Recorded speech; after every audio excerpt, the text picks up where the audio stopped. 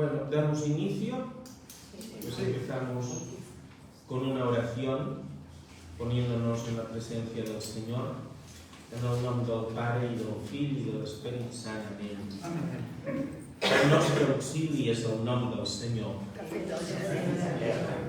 Senyor, preveniu els nostres actes amb la vostra inspiració i continueu-los amb la vostra ajuda, a fi que totes les nostres obres tinguin en vos el seu principi i per vos arribin a la seva fi.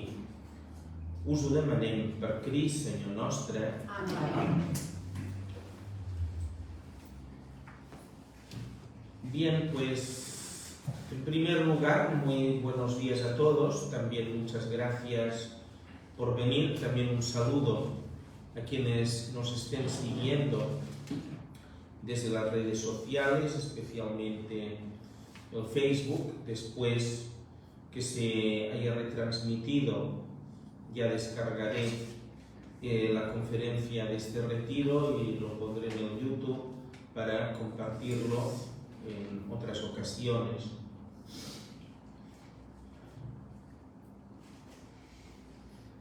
Empiezo este retiro de Adviento leyendo un texto del profeta Isaías. Es todo el capítulo 35.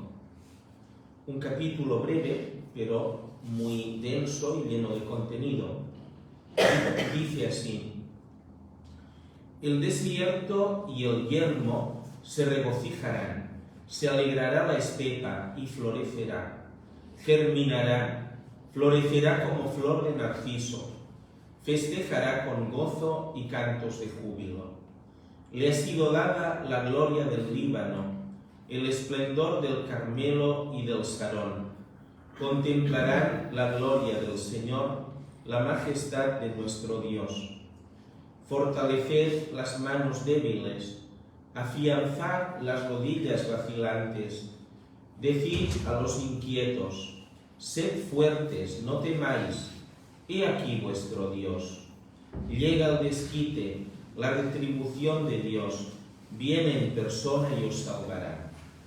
Entonces se desplegarán los ojos de los ciegos, los oídos de los sordos se abrirán. Entonces saltará el cojo como un ciervo y cantará la lengua del mudo, porque han brotado aguas en el desierto y corrientes en la estepa. El páramo se convertirá en estanque, el suelo sediento en manantial. El lugar donde se echan los chacales, en el lugar donde se echan los chacales, habrá hierbas, cañas y juncos. Habrá un camino recto, lo llamarán vía sacra. Los impuros no pasarán por él. Él mismo abre el camino para que no se extravíen los inexpertos. No hay por allí leones, ni se acercan las bestias feroces. Los liberados caminan por ella y por ella retornan los rescatados del Señor. Llegarán a Sión con cantos de júbilo, alegría sin límite en sus rostros. Los dominan el gozo y la alegría, quedan atrás la pena y la aflicción. Palabra de Dios. Bien, queridos hermanos y hermanas, estamos a punto de empezar el tiempo litúrgico del Adviento. Ya es mañana, esta tarde, sábado por la tarde, la vigilia. Es un tiempo de espera, de preparación, pero también de esperanza. Este retiro versará sobre el Adviento como tiempo de restauración, sanación y santidad. Este tiempo nos ofrece una oportunidad para reflexionar sobre el misterio de la venida de Cristo, quien vino a nuestro mundo para traer restauración, sanación y un camino de santidad hacia la vida eterna. Y antes de entrar en la materia sustancial de este retiro, quiero compartir con vosotros algunas notas históricas y geográficas que nos ayudarán a comprender mejor el contenido de esta profecía de Isaías. En primer lugar, el marco histórico. El profeta Isaías vivió en el siglo VIII a.C., tanto hace muchísimos siglos, muchos años, aproximadamente entre los años 765 y 681 a.C., y todavía faltaba bastante tiempo para el nacimiento de nuestro Señor y Salvador Jesucristo, a quien Él anunció. Aunque la Biblia no menciona fechas exactas, se sabe que su ministerio profético comenzó durante el reinado del rey Ocías, hacia el año 740 a.C., y se extendió al menos hasta el reinado del rey Ezequías, probablemente unos 40-50 años. Esto abarca un periodo clave en la historia de Israel y de Judá, marcado por la amenaza y la expansión del imperio asirio. En la época en que nace el profeta Isaías, Israel está dividido en dos reinos: Israel al norte y Judá al sur.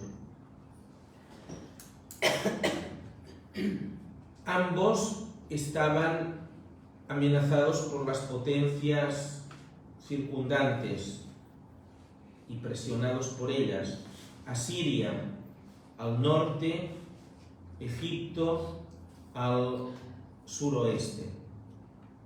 Y Egipto quería expandirse y Asiria también quería expandirse. Y el campo de batalla siempre acababa siendo el país de Canaán, allá en medio, ¿no? Siempre ha habido estas tensiones. Además, el profeta vivió durante una época turbulenta marcada por la decadencia espiritual del reino de Judá, del reino del sur, y la caída del reino del norte, Israel, a manos de Asiria en el año 722 a.C., y las amenazas militares a Jerusalén de los asirios, aunque el reino de Judá todavía conseguirá sobrevivir un siglo y medio más al reino de Israel.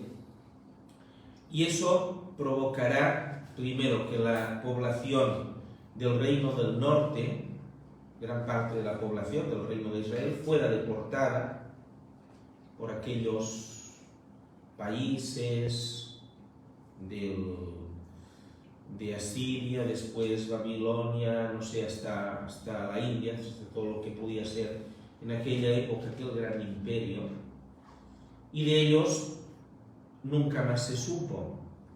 Hay quien dice que los actuales gitanos sean descendientes de aquellas tribus que dispersaron tras la caída de Samaria.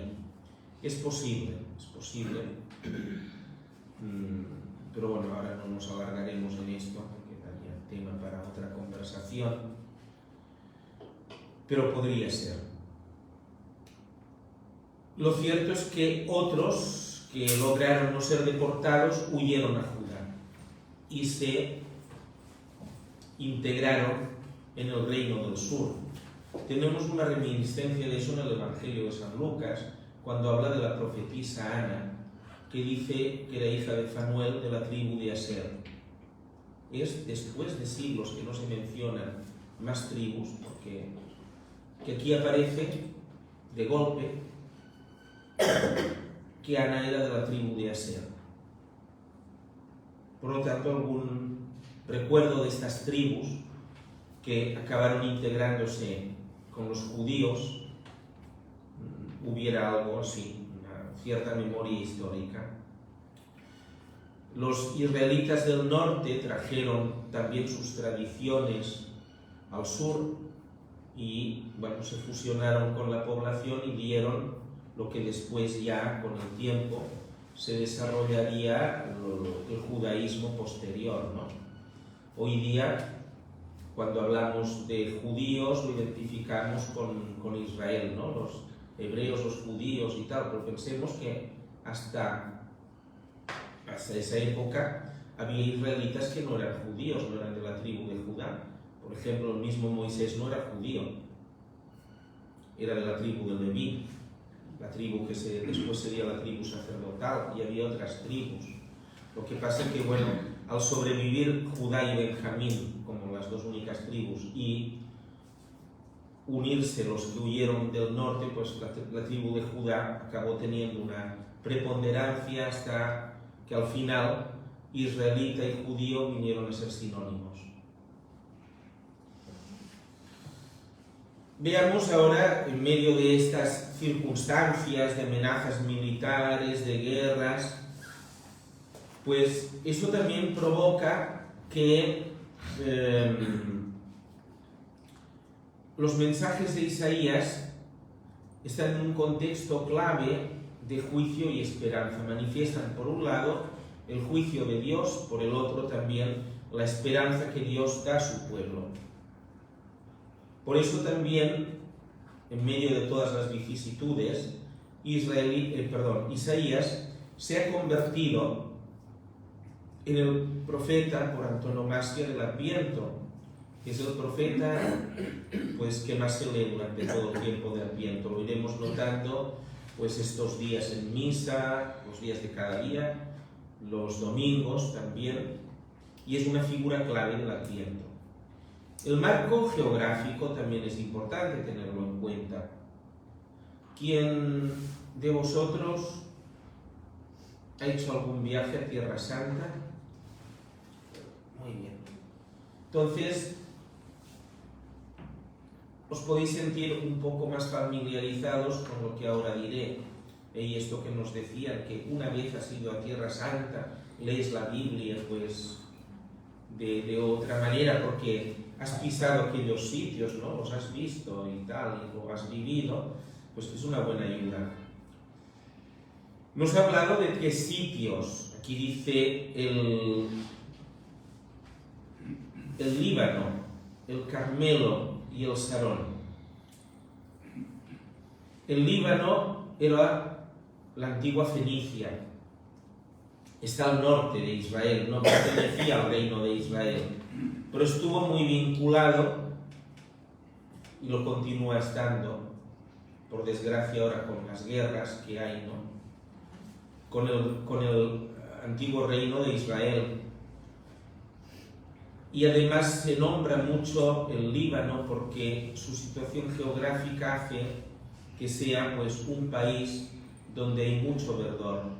El monte Hermón, los montes del Líbano, las llanuras, que hay los cedros del Líbano, los famosos cedros del Líbano.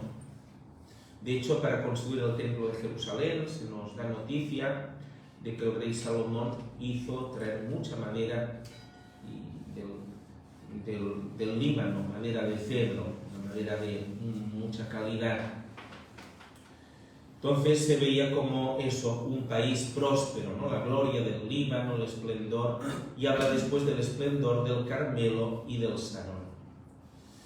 En el contexto del antiguo Israel, el monte Carmelo y la llanura de Sarón, lugares que ya eran israelitas, ya que estaban dentro del reino de Israel, eran lugares geográficos significativos que representaban fertilidad, belleza y abundancia. Recordad lo que Dios le dijo a Moisés, ¿no? Que los llevaría a un país fértil que emanaría leche y miel. Principalmente porque la llanura del Sarón era eso, un país fértil, en contraposición al desierto del sur de Judea o el desierto que habían atravesado al salir de Egipto. Pues ver aquello, el Carmelo y el Sarón, era como ver el paraíso.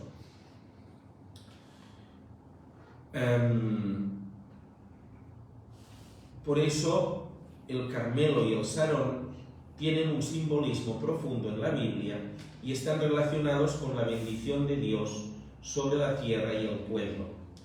A continuación os explico el significado de cada uno. El monte Carmelo es una cordillera, no solamente un monte, sino una cordillera de unos 24-25 kilómetros que va desde el mar Mediterráneo, en dirección norte-sur, hacia el interior. Los extremos del Monte Carmelo son actualmente Haifa, donde está el puerto principal de Israel, y Megiddo.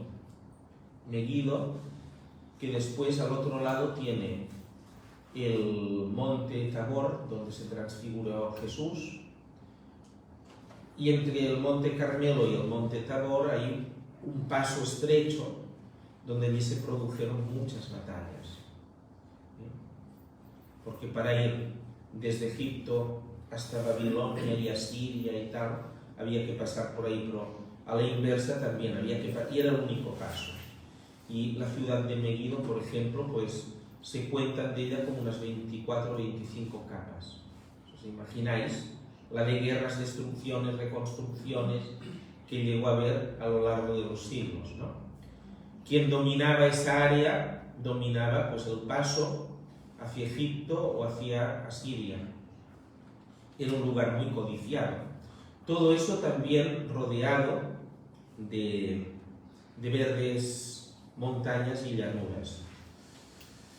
Bueno, para quien no lo sepa también, Megiddo es lo que aparece en el Apocalipsis como Armagedón, ¿no? Donde se librará la última batalla al final de los tiempos. Todo muy vinculado también con la historia de Israel. Pues bien, volvamos al Carmelo. La parte marítima es donde actualmente se encuentra el santuario de Nuestra Señora del Carmen y la cueva de San Elías, el profeta, ¿no? Que vivió allá. Antes era una montaña, ahora es una montaña bonita, pero antes lo era más, porque antes el mar Mediterráneo directamente besaba las laderas del Monte Carmelo. Actualmente hay como una pequeña llanura, playa, el lugar también donde se asienta la ciudad de Haifa, ya no toca directamente, ¿no? Las laderas. Ya no nos puede dar aquella impresión que daba a los israelitas de este tiempo. Su nombre significa viñedo de Dios o jardín fértil, lo que refleja su asociación con la fertilidad y la vegetación. En tiempos antiguos era conocido por su riqueza natural y su verdor incluso en épocas de sequía. El Carmelo siempre está verde. El Carmelo significaba para Israel tres cosas. La primera, fertilidad y prosperidad. La segunda, lugar de encuentro con Dios. Y la tercera, símbolo de gloria y esplendor. El Carmelo también es uno de los montes importantes de Tierra Santa, con un gran significado religioso. En un entorno donde muchas tierras eran áridas, el Carmelo simbolizaba la bendición de Dios en forma de lluvia, cosechas abundantes y prosperidad. Su vegetación contrastaba con el paisaje seco del desierto. El Carmelo tiene un papel destacado en la historia bíblica, especialmente en el enfrentamiento entre el profeta Elías y los profetas de Baal, que podemos leer en el capítulo 18 del primer libro de los Reyes.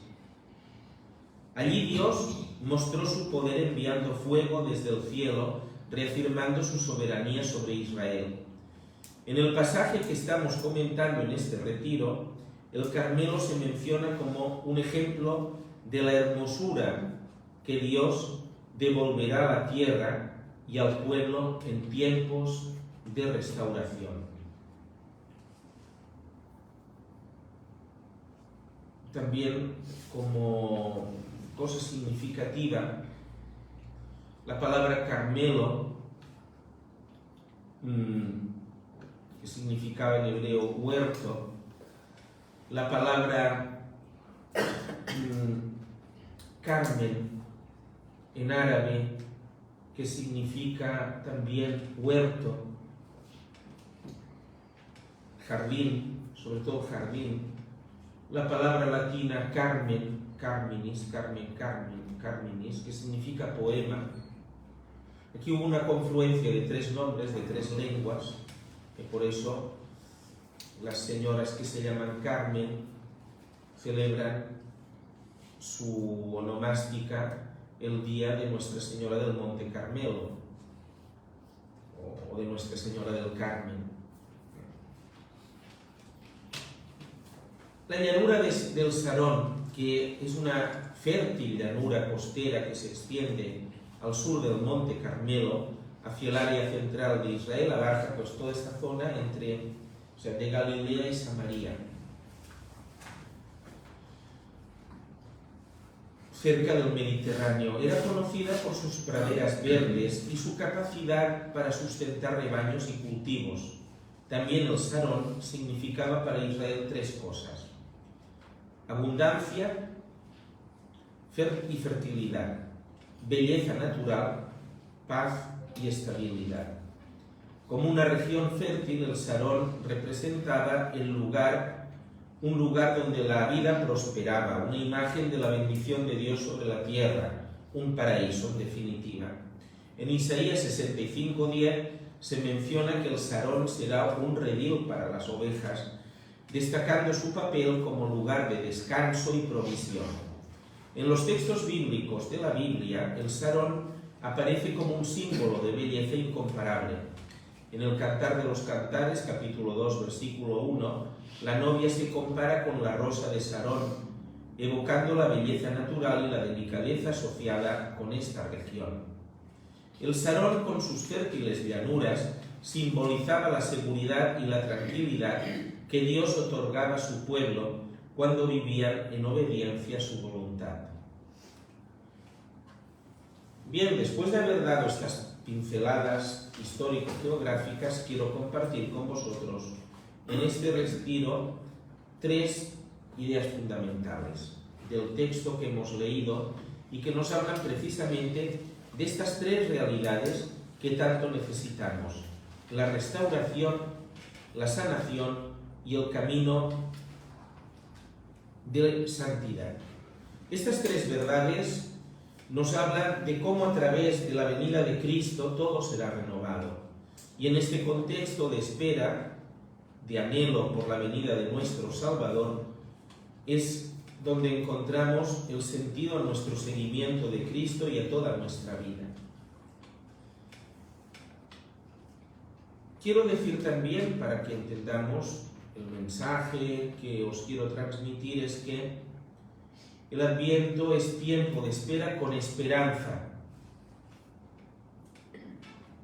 No es lo mismo espera que esperanza. Podemos esperar y no tener esperanza, y diréis, bueno, ¿y eso cómo se come, no? Bien, si nosotros vamos a la estación a coger el tren, pues esperamos que el tren venga, pero eso simplemente espera, no es esperanza. Sabemos que hay unos horarios establecidos y que el tren llegará a su hora. O si esperamos el autobús, lo mismo. Eso es espera, pero no es necesariamente esperanza. En la esperanza la persona pone también de su parte.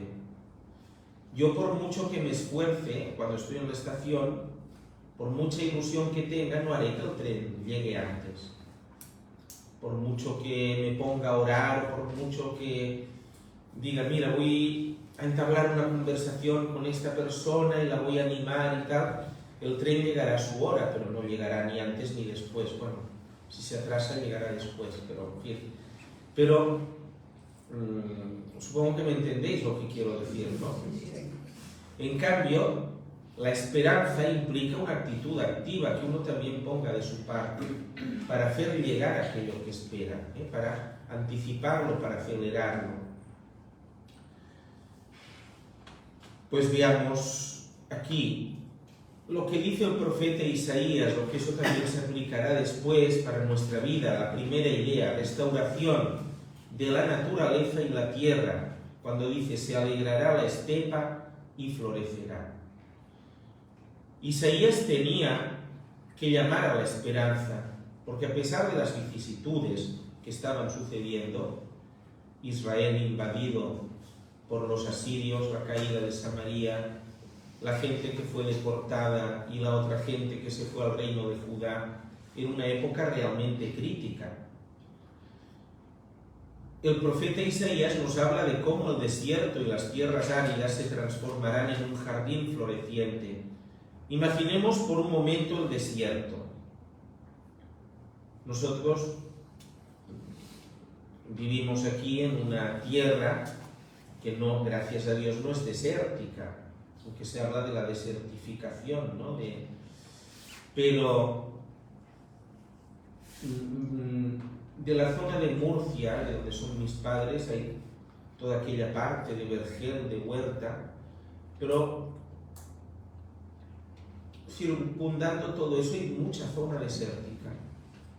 Quien dice Murcia, dice Andalucía, dice Alicante también, ¿no? Paisajes muy parecidos. O sea que ese contraste entre desierto y vergel y jardín, zona de regadío, zonas de secano, pues nos es muy familiar. Luego además, cuando hemos ido a Tierra Santa, pues hemos pasado bastantes horas yendo por el desierto.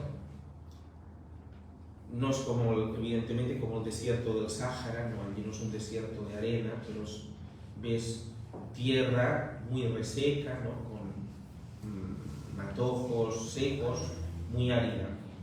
¿Y qué representa para nosotros el desierto?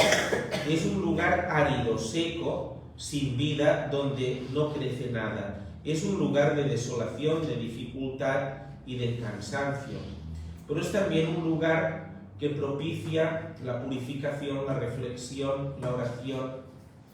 Pensad en los 40 años que Israel pasó por el desierto en su peregrinación a la tierra prometida.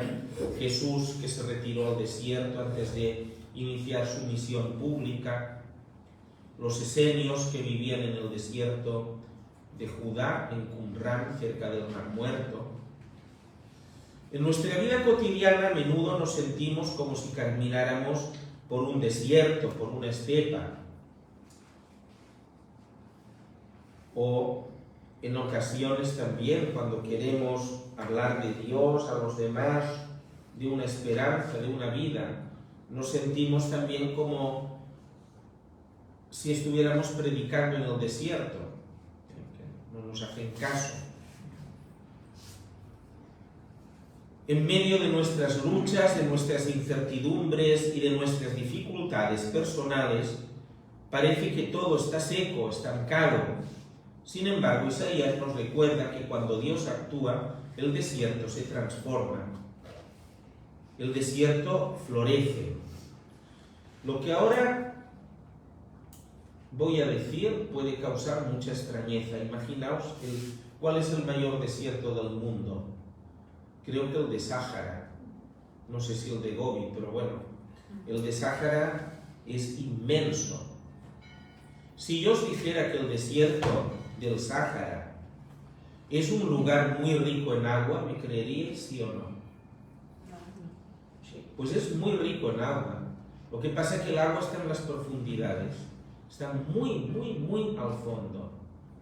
Y para sacarla, pues, y poderla extraer, se necesitan medios técnicos y tal. A ver, si las grandes potencias del mundo se pusieran de acuerdo, el Sáhara podría ser un jardín, pero se ha dejado que acabara en desierto. Pero el agua está, y a veces también puede pasar en nuestra vida que tenemos una serie de cualidades que no sabemos ver y no sabemos cómo explotar ni hacerlas fructificar, pero están quizá muy en el fondo, pero hay que saber verlas y que saber sacarlas. Dios nos anima a esto. El profeta nos habla de restauración, y la restauración no solo es una promesa para la tierra de Israel, sino también para nuestros corazones y nuestras vidas. Después de haber salido de Egipto y de haber atravesado aquel desierto del Sinaí durante 40 años, los israelitas entraron en una tierra próspera. La imagen del Carmelo y del Sarón les daba esta idea. Y estos lugares manifestaron a los hebreos la bendición abundante que Dios les concedía. Adviento es el tiempo para abrir nuestros corazones a esta restauración. Como Cristo viene a transformar lo seco en flor, lo estéril en vida, la oscuridad en luz, en este tiempo de espera podemos preguntarnos: ¿qué áreas de mi vida necesitan ser restauradas por la gracia de Dios? ¿Qué desiertos hay en mi corazón que Dios quiere transformar?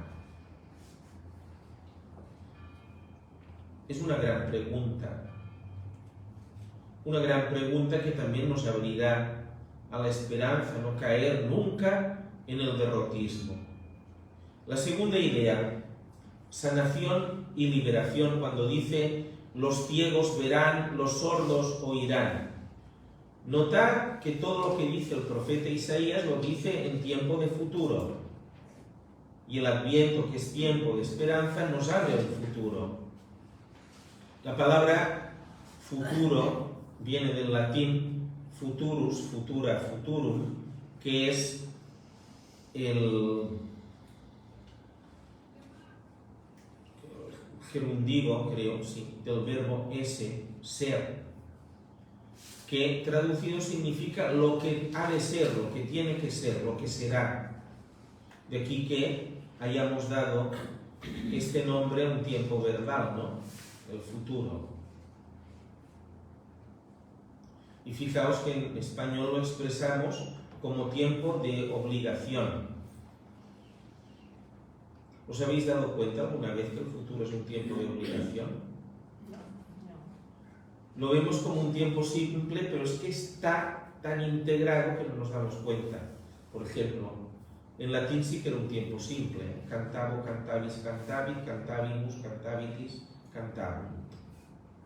Pero el español hizo una paráfrasis: cantaré, cantarás, cantará, cantaremos, cantaréis, cantarán, que significa cantar cantar as, cantar a, cantar hemos, cantar eis, cantar han. Es decir, he de cantar, has de cantar, ha de cantar, hemos de cantar, habéis de cantar y han de cantar, ¿no? Ahora se ve más fácil, ¿no? Se ve más que es un tiempo de obligación. Lo que tiene que ser, eso es el futuro. Lo que será porque tiene que ser. Y aquí también interviene la voluntad de Dios. Bien, dice Isaías, no habla solo de la restauración de la tierra, sino también de la sanación del pueblo. La tierra y el pueblo van unidos. Los ciegos verán, los sordos oirán, los cojos saltarán como ciervos, es decir, los ciegos han de ver, los sordos han de oír, los cojos han de saltar como ciervos. Qué hermoso es este mensaje. Dios no solo viene a restaurar lo que está fuera de nosotros, sino que también viene a sanarnos por dentro. La sanación que se nos ofrece no es solo física, sino también espiritual y emocional. ¿Cuántos de nosotros arrastramos heridas del pasado, sufrimientos que no hemos podido superar, pensamientos o emociones que nos ciegan a la verdad de Dios? Cristo viene precisamente para sanarnos. Él es la luz que ilumina nuestra oscuridad, la verdad que nos libera de las mentiras del mundo y de nuestras propias inseguridades. Adviento es un tiempo perfecto para pedirle a Dios que nos sane, que nos libere de las ataduras que nos impiden vivir plenamente. Puede que tengamos heridas que aún no hemos curado, o que por miedo o vergüenza no hemos entregado a Dios. Este tiempo de espera nos invita a pedir la sanación que solo Cristo puede darnos por el hecho de que Él es Dios que se hace hombre, para que nosotros podamos ser restaurados y participar así de su vida divina. Hago una pequeña digresión antes de seguir adelante. la palabra futurus, futura, futurum, es el participio de futuro del verbo ser, no el gerundivo. Y también lo digo por si me escucha por las redes algún latinista y se pone las manos en la cabeza y dice, ay, ¿qué dice este hombre? Yo ya hace tiempo que estudié latín y bueno, me queda un poco lejano y hay cosas que también se me van de la memoria. Bien, la tercera idea, el camino de santidad. Dice, habrá allí un camino llamado camino de santidad. En algunas traducciones, esta expresión camino de santidad la traducen como vía sacra. Isaías nos habla de la vía sacra, del camino de santidad. Es este el camino que los redimidos seguirán. En la antigua Roma, todavía se conserva, si vas al foro romano, lo que llamaban la vía sacra, que iba desde la colina del Capitolio a la colina del Palatino. En el Capitolio y el Palatino se concentraban, era la zona, digamos, más sagrada de Roma, donde estaban los principales templos dedicados a los dioses romanos. Y en el Palatino, además de templos, estaban los palacios imperiales, de aquí la palabra palatino, lugar de palacios.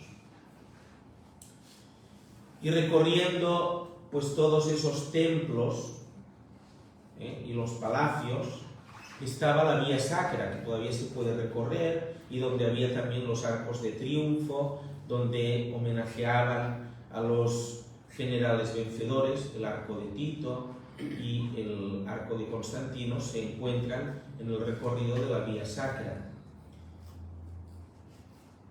¿Qué sentido tenía esta vía sacra, este camino, esta calle importante en la ciudad de Roma? Era el lugar donde se hacían las procesiones en honor de los dioses, por eso era la vía sacra, la vía sagrada. Era un lugar que tenía una significación religiosa muy importante en Roma porque conectaba en los templos, principalmente, ¿no? Cuando hacían, no sé, una procesión a Minerva, o una procesión a Vesta, una procesión a Júpiter, o lo que, porque bueno, en Roma se hacían muchas procesiones de este estilo, pues pasaban por la vía sacra. En Jerusalén, propiamente, no había, sí, caminos y lugares significativos religiosamente, pero no era exactamente un equivalente a la vía sacra romana, aunque también tenía su significación.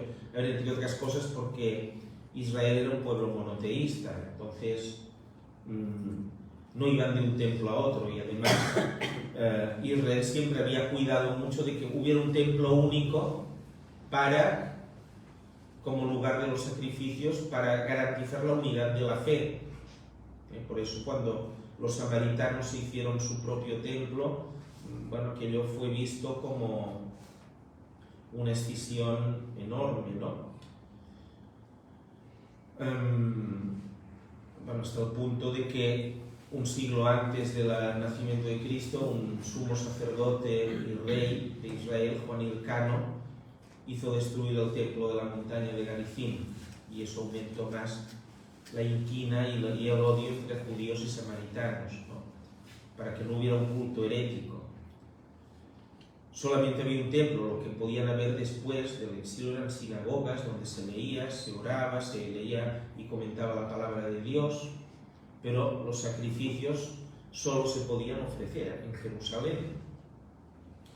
Pero sí que había lugares en los que se hacían procesiones, por ejemplo, en la fiesta de los tabernáculos, un camino muy significativo era el que iba del templo a la piscina de Siloé, donde el sumo sacerdote recogía agua en una gran ánfora de oro y después la derramaba sobre el altar para simbolizar así el agua que brotó de la roca en el desierto.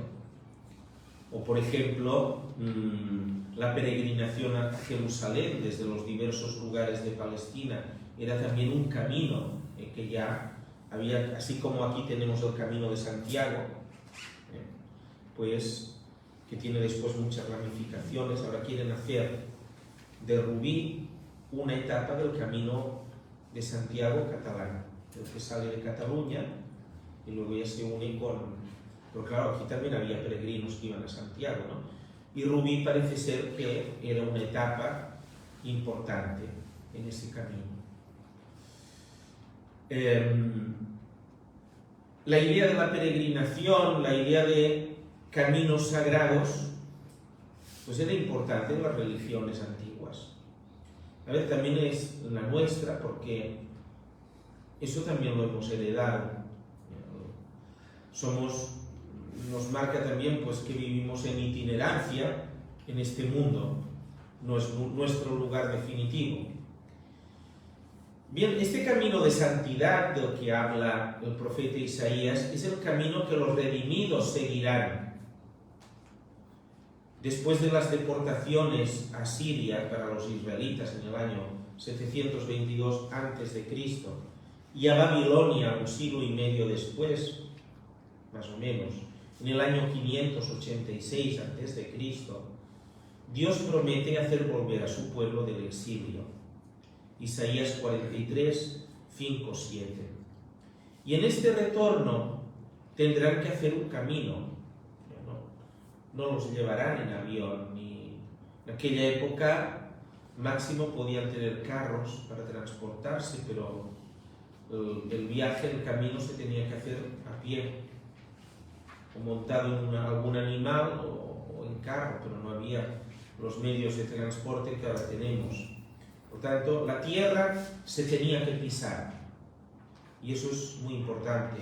En el primer viaje que hice a Tierra Santa, siendo seminarista, los profesores que nos guiaban, a veces hacían parar el autocar, decimos, esperará en tal sitio, y ahora caminaremos por aquí.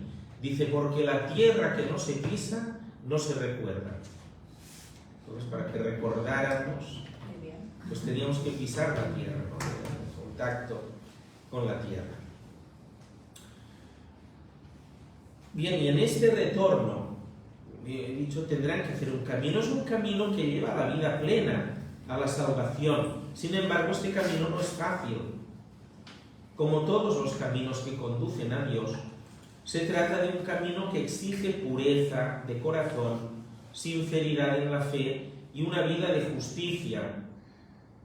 El mismo Jesús dijo, entrad por la puerta estrecha, porque ancha es la puerta y espacioso el camino que lleva a la perdición, y muchos entran por ellos.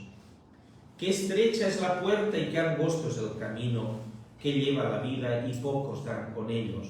Nos dice Jesús en el Evangelio de San Mateo, capítulo 7, versículos 13 y 14. En este Adviento no solo esperamos el nacimiento de Cristo, sino que también nos preparemos para caminar por el camino de santidad, por esta vía sacra, haciendo nuestra profesión, unidos por este mundo. Este camino de santidad no es solo un destino, sino un proceso diario. ¿Cómo podemos caminar por él? A través de la oración, de la penitencia, del amor fraterno, de la sinceridad con Dios y con nosotros mismos.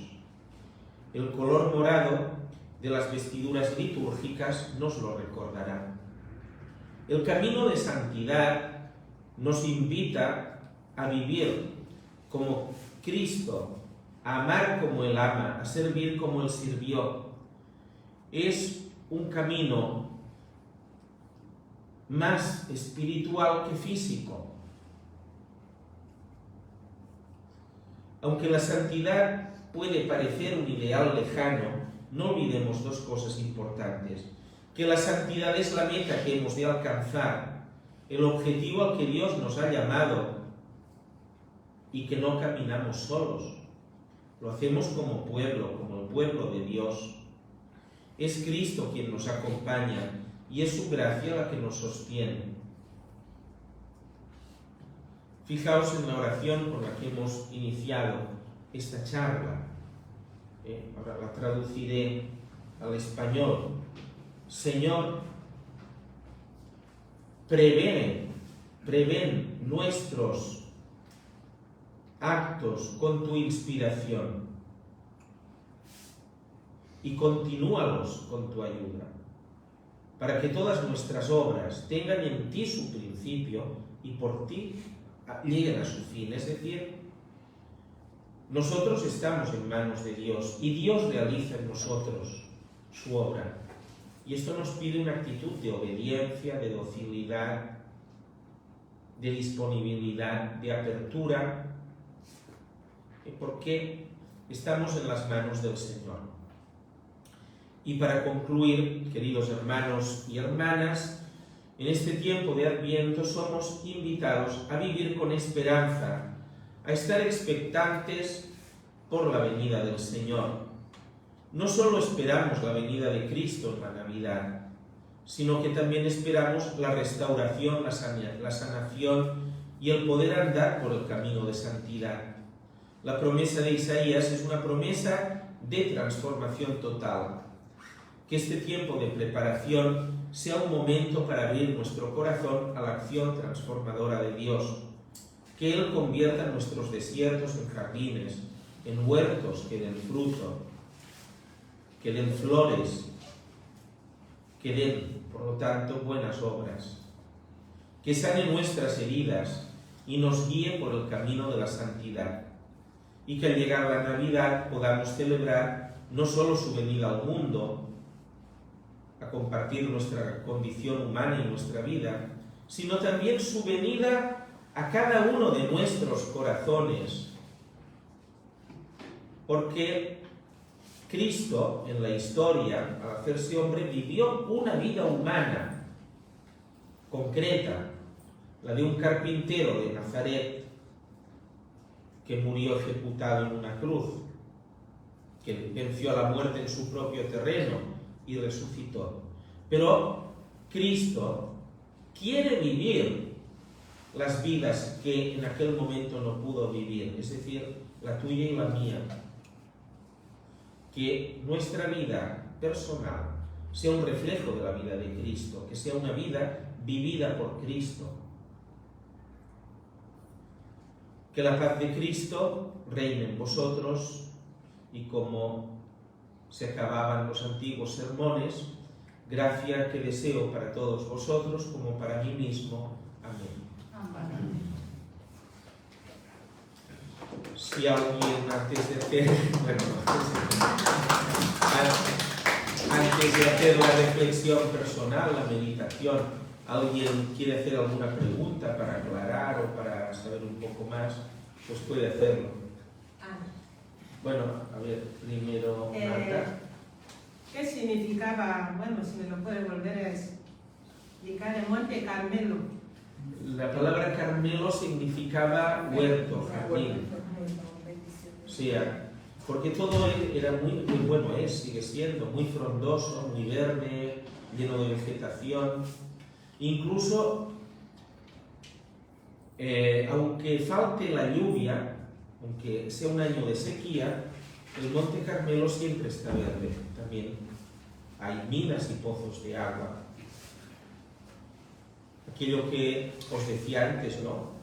Que incluso en los lugares más secos y más desérticos hay agua en las profundidades. Por eso es necesario profundizar. Luego, Carlos. Entiendo que la pregunta que haré seguramente será muy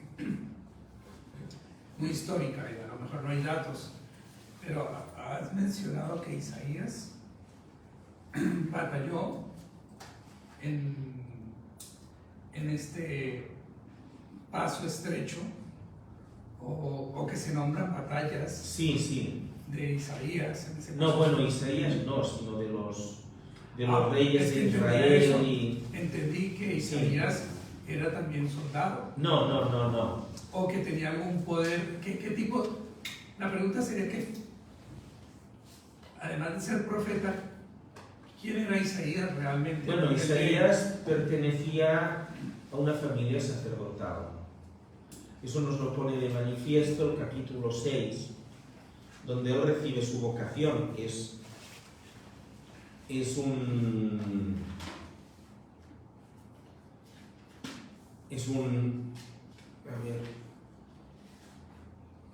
texto muy significativo e impresionante, la vocación de Isaías, porque esta escena tiene lugar en el templo. Se trata de una teofanía, es decir, de una aparición de Dios que le comunica la vocación. Dice así: el año de la muerte del rey Ocías, Isaías ya había empezado su ministerio profético, poco antes de que el rey Ocías muriera. Dice: vi al Señor sentado sobre un trono alto y excelso. La orla de su manto llenaba el templo. O sea, Isaías está en el templo y es allí donde ve a Dios. Junto a él estaban los serafines. Es el coro más elevado de los ángeles, ¿no? Son ángeles que no son propiamente mensajeros, sino que exclusivamente se dedican al culto de Dios. Junto a él estaban los serafines, cada uno con 6 alas. Con 2 alas se cubrían el rostro, para no mirar directamente a Dios. Con 2 el cuerpo, y con 2 volaban, y se gritaban a uno diciendo: Santo, santo, santo es el Señor del universo, llena está la tierra de su gloria. Esto os recuerda algo, ¿no? Temblaban las jambas y los umbrales al clamor de su voz, y el templo estaba lleno de humo. Y yo dije: ay de mí, estoy perdido, yo, hombre de labios impuros, que habito en medio de gente de labios impuros. He visto con mis ojos al Rey Señor del universo. Uno de los seres de fuego, que esto es lo que significa la palabra serafín, ser de fuego, voló hacia mí con un ascua en la mano que había tomado del altar con unas tenazas. La aplicó a mi boca y me dijo: al tocar esto tus labios, ha desaparecido tu culpa, está perdonado tu pecado. Entonces escuché la voz del Señor que decía: ¿a quién enviaré y quién irá por nosotros? Contesté: aquí estoy, mándame. Es Isaías 6, 1 al 8. Pues hemos de pensar que Isaías era un sacerdote que en un momento que está ejerciendo el culto que le tocaba ejercer en el templo de Jerusalén, tiene esta visión de Dios que le confía esta vocación de ir al pueblo de Israel. Después dice todo, ¿no?, lo que le tiene que decir, etcétera, pero me he querido centrar en la vocación. Era más bien un sacerdote, bueno, que pudiera intervenir en alguna guerra en aquellas épocas, a ver, como en la antigüedad y no tan antiguo te podían movilizar para cualquier cosa, pues. Pero claro, en aquella época, cuando entraron los asirios para destruir Samaria y conquistar aquello, entraron por ese paso, ciertamente. O sea, se podría decir que Isaías era como el Juan Bautista del Antiguo Testamento, al decir que... Bueno, se podría comparar. Lo que pasa es que el profeta que más se compara con Juan Bautista en el Antiguo Testamento es Elías. Bueno, luego en la profecía del Antiguo Testamento hemos de distinguir entre los profetas preclásicos y los clásicos. ¿Qué significa cada uno? Los preclásicos son los profetas que no escribieron. Sobre ellos sí que se ha escrito, pero ellos no escribieron. como son Elías, Eliseo y algún otro. En cambio, los profetas clásicos son los profetas que nos han dejado escritos, los 4 mayores, que son Isaías, Jeremías, Ezequiel y Daniel, y luego los profetas menores que también nos han dejado escritos, Amós, Oseas, Habacuc, Sofonías, Zacarías, etc. ¿no? Ahora no diré la lista de todos. Cuando notemos que también cuando Jesús habla alguna vez de Juan Bautista, notemos que lo compara a Elías. Pero también con Isaías se puede establecer un paralelismo. Sí, no lo digo porque precisamente el texto que has leído ahora, vamos, se me hace muy similar o parecido, además significativamente a lo que hacía Juan el Bautista, que predicaba en el desierto, que predicaba una preparación para la venida de... Bueno, y él es el que... Isaías es el que tiene aquella profecía que dice: en el desierto ha abrido un camino al Señor, ¿no?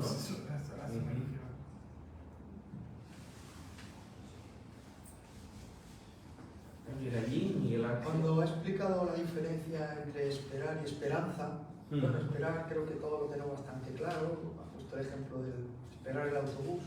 La esperanza es algo como más subjetivo, y yo quería hacer una preguntilla, usted que tiene la habilidad de lo mismo que ha buscado una similitud así de esperar el autobús, ¿qué le podríamos decir a los niños que es la esperanza? Bueno, la esperanza tiene también un elemento de anhelo, de ilusión, para que se realice aquello que esperas. Y tú también pues pones de tu parte, ¿no? Para... Por ejemplo, ¿cómo lo diría? Va a venir un familiar tuyo a casa a compartir contigo unos días y te hace mucha ilusión que venga. Pues procurarás escribirle diciéndole lo bien que va a estar, cómo estás preparando la casa, cómo estás haciendo las cosas, ¿no? Ese mensaje le llega y dice: pues mira, pues me sentiré muy honrado, muy ilusionado, e incluso, mira, adelantaré unos días e iré antes, ¿no? Porque veo que tiene tanta ilusión. Podría ser una manera Pues sí. de... O cuando uno tiene una persona enferma, un familiar, alguien querido que está enfermo, que uno sabe que, bueno, se recuperará así con el tiempo, pero no tiene la esperanza de que esa recuperación sea mucho antes de lo que se supone que debe. O a lo mejor piensas, bueno, si en lugar de venir este doctor llamo a este otro, que parece que es muy bueno en esta materia, pues quizás podrá recuperar antes su salud, ¿no? O si la misma persona que está enferma pone de su parte también, porque Sí, también. probablemente también tienes más... Sí, porque vamos, si no pones de tu parte y no te quieres curar, yo sé de alguna persona que cayó en un estado tan de depresión, de desilusión y tal, que estaba enferma y aún enfermó más y murió, ¿no? Y por más que ya no quería seguir el tratamiento, ya no quería, ¿no? Había perdido la ilusión y tal, y ella misma pues se dejó morir, por decirlo así. En cambio, si tienes... A ver, ha habido, curiosamente, incluso cánceres que se han curado de manera inexplicable, también por la actitud positiva de la persona, ¿no? Que quería salir de esa situación. A ver, yo no digo que solamente eso causa la curación, ¿no? Hay que seguir un tratamiento, pero también hace mucho.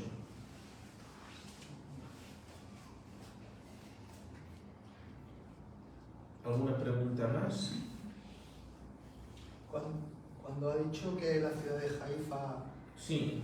por la consecuencia de tantas guerras, estaba como... No, Megiddo. Megiddo. Ah, Megiddo era. Sí, Megiddo es en el interior, en las últimas estribaciones del Monte Carmelo, ya en la parte interior. Lo que pasa es que Haifa es el otro extremo, que da al mar. Ah, Megiddo. Eso, bueno, me ha parecido entender de que, por ejemplo, había una guerra, se destruía la ciudad, se volvía a construir una encima de... Sí. ¿Es eso? Sí, más o menos un poco como Troya. Destruían y volvían. Sí, han oído hablar de Troya, ¿no? De las guerras de Troya, que también no sé cuántas capas encontraron cuando hicieron las excavaciones. Vamos, que no limpiaban, que iban subiendo para arriba. Bueno, aprovechaban también a ver cosas construidas para seguir. Yo esto, claro, no me he dedicado nunca a la arqueología y debe ser un oficio apasionante, pero ellos, los arqueólogos, saben pues por los estratos, de más o menos de qué época es cada parte, y Megiddo lo que nos muestra es una historia pues francamente muy violenta, ¿no? De guerras. Pues claro, es que es un paso de embudo entre el Monte Carmelo y el Monte Tabor, y claro, era una plaza muy ambicionada para quien quería tener el control de la vía. Es que todo aquel paso conectaba toda una zona o dos zonas muy fértiles, como eran Egipto y Asiria y Babilonia y Persia. Claro, Arabia, todo eso era desierto, y todo lo que venía después de Egipto y tal, pues también era desierto, ¿no? Entonces, ¿dónde se instalaba la gente? En lugares fértiles.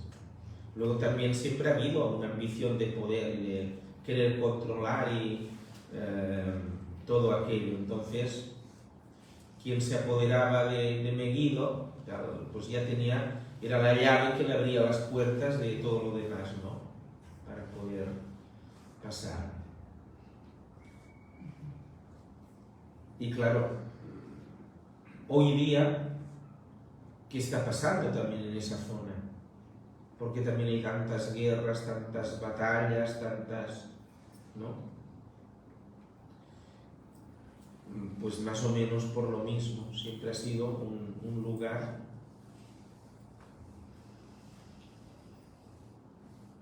difícil.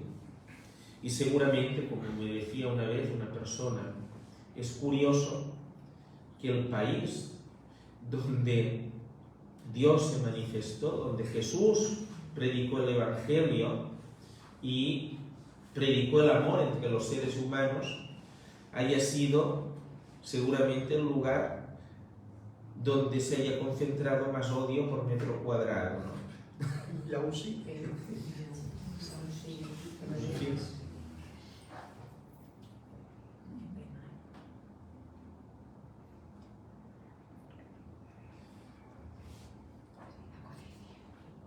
Bien. Creo que no hay otra pregunta más, si no, pues ya dejamos ahora un tiempo de reflexión, meditación personal. Creo que ahí hay otra pregunta. No, más que pregunta, es como cuando en el texto de Isaías lo que dice el texto es que hay un paraíso, luego hay una estepa, o sea, es una zona de origen, todo está exuberante, muy bonito, luego hay esa zona de estepa en donde los rebaños se recuperan, se restablecen, y estos rebaños restablecidos van hacia un camino. El camino habla de redimidos y habla de que ese camino está en cierta forma protegido para que no te salgas, ¿no? Un poco yo lo veo como el Adviento, ¿no? Es el camino a Jesús, y donde tú estás con Jesús es quien vigila que tú no te salgas de ese camino. Entonces, lo que no creo entender ese camino está vigilado en el sentido espiritualmente hablando. ¿Cómo decirlo? ¿Por quiénes? ¿Es Jesús el que te encamina allí? ¿El que te hace ir por ese camino? ¿O participa todo el cielo, digámoslo así? Bueno, a ver, principalmente es la acción del Espíritu Santo, pero claro, evidentemente, y porque creemos como cristianos en la comunión de los santos, la Iglesia celeste está unida y vinculada a la Iglesia terrestre, a la Iglesia que peregrina por este mundo. Si te ha gustado este vídeo, te invito a que te suscribas a mi canal y que actives la campanilla para que te llegue la notificación de las novedades que voy publicando. También te invito a que visites el enlace que verás abajo. Es de mi página en la editorial Bubok, donde voy publicando mis libros de contenido cristiano para el crecimiento en la fe. Con la compra de estos libros apoyas mi proyecto evangelizador y catequético. Estos libros son una buena opción para regalar a tus familiares y amigos. Así colaboras en la difusión del Evangelio. Se pueden adquirir online a través de las páginas de Bubok de España, México, Colombia y Argentina. Muchas gracias y que Dios te bendiga.